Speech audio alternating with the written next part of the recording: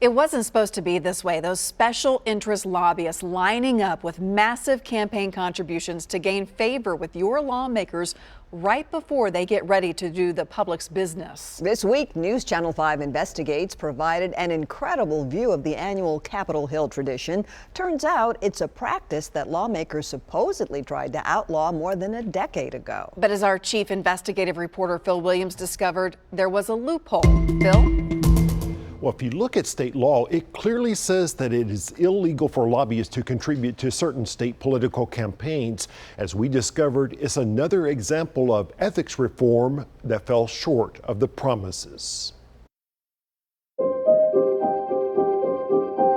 Mr. Sergeant at Arms, invite the members into the chamber and close the door. Thank you, Mr. Speaker. This is the comprehensive ethics bill that we have been discussing in this special session. We were called into special session because the events last year caused the public to doubt the integrity of our legislative process. This could result in a better government and a better state for our children and our grandchildren. For as long as these walls have stood, we must take a strong stand for what is ethical and what is good and what is right.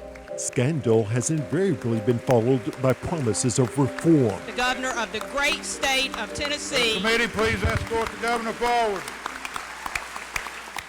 In 2006, then Governor Phil Bredesen called for a new relationship between government officials and special interests. On the subject of ethics, it is time for bold action.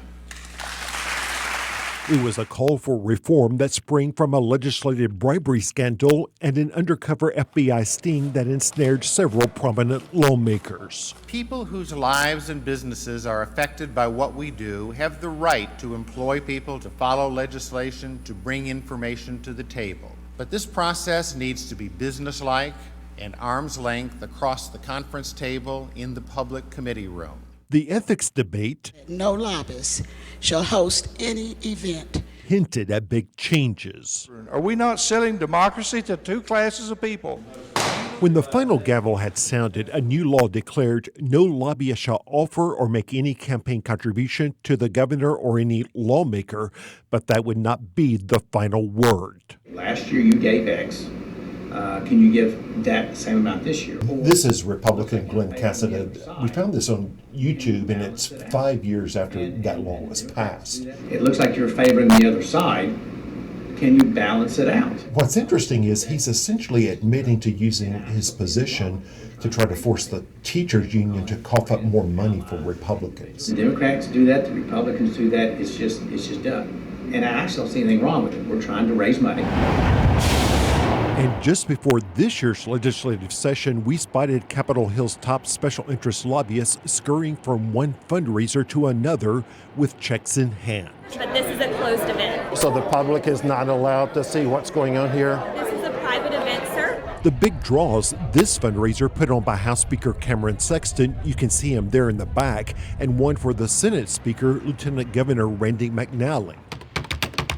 Well, this data shows all contributions to political campaigns. We got this from the state. So after we staked out these fundraisers, we had to wait a couple of weeks for those contributions to show up in this data. That data reveals Speaker Sexton raked in $179,000 in campaign contributions, Lieutenant Governor McNally $140,000, combined more than $320,000, most of it from special interests with business before the legislature. My impression was that the lobbyist giving was out. Democrat Craig Fitzhugh was there for the 2006 debate. Do you think it was just window dressing? No, I don't think so. I think it may have come about through a, lack of a better term, a loophole or what wasn't considered at the time. Here's how it worked. Before 2006, lobbyists could give political contributions directly to lawmakers. But since that was outlawed, some lobbyists figured out they could create a political action committee, put money into that PAC and call it a contribution not from the lobbyists, but from the PAC, and get away with essentially the same thing.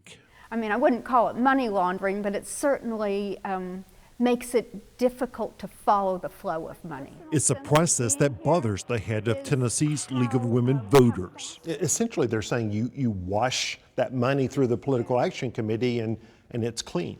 Yeah, but it's legal, and that's always a problem when we make things legal that we essentially understand are wrong even when they're legal.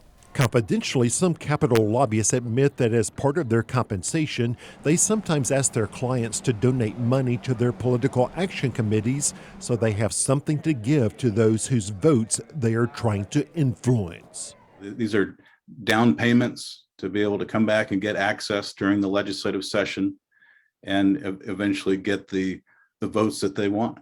Dan Kresner is political director with the nonpartisan political reform group Represent Us. Personally, I'm a Republican. I'm from Florida originally. He says one thing that unites almost all Americans is the notion that the political system is rigged. There are too many loopholes now, and they need to be closed. The group's anti-corruption recommendations call for stopping political bribery. They would make it illegal for politicians to take money from lobbyists and ban lobbyist bundling, where lobbyists essentially round up checks and deliver them to the politicians. The challenge is that the people who have the power to change the laws have no interest in changing the laws. That is a challenge when you have the fox guarding the hen house. If we don't prevail and take advantage of it now to do it right, don't count on doing it next year, because I'm afraid it won't happen. Thank you, Mr. Speaker.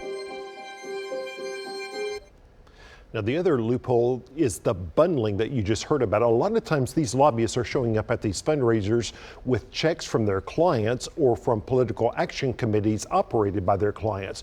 Regardless, it gives them a chance to personally put the checks into the hands of the lawmakers they are trying to influence. So, Phil, what can people do? Any avenues for action? Well, Dan Krasner says it's important for people to let their lawmakers know that they see what's going on, that they don't like it. We posted a link to his website, and there may be some votes this session on some ethics proposals. Of course, we'll be there watching every step of the way.